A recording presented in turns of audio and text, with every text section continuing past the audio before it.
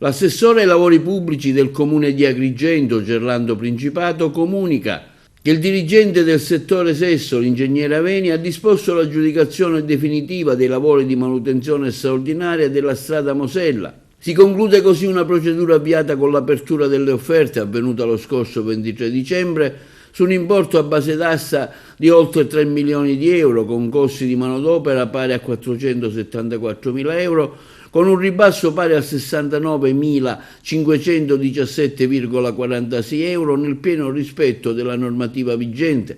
L'aggiudicazione definitiva rappresenta il passaggio più concreto e atteso delle risorse finanziate.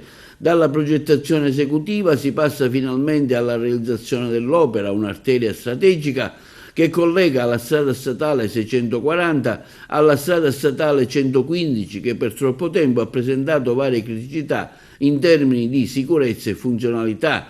Il tempo contrattuale previsto per l'esecuzione dei lavori è di circa un anno, comprensivi delle attività necessarie alla completa dismissione del cantiere, mentre il termine complessivo per il collaudo dell'opera è fissato in ulteriori 90 giorni, secondo quanto previsto dal progetto e dal capitolato. Gli interventi previsti consentiranno il ripristino della sede stradale, il rifacimento del manto bituminoso, la sostituzione dei giunti di dilatazione sui viadotti, delle barriere di sicurezza, il risanamento delle strutture in cemento armato, oltre che al miglioramento della segnaletica e delle condizioni di sicurezza della strada.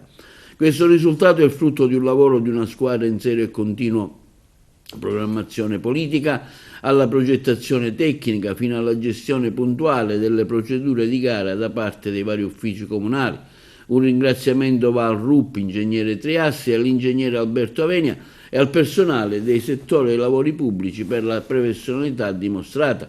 L'aggiudicazione dei lavori della Mosella è la dimostrazione che quando la macchina amministrativa funziona i risultati arrivano.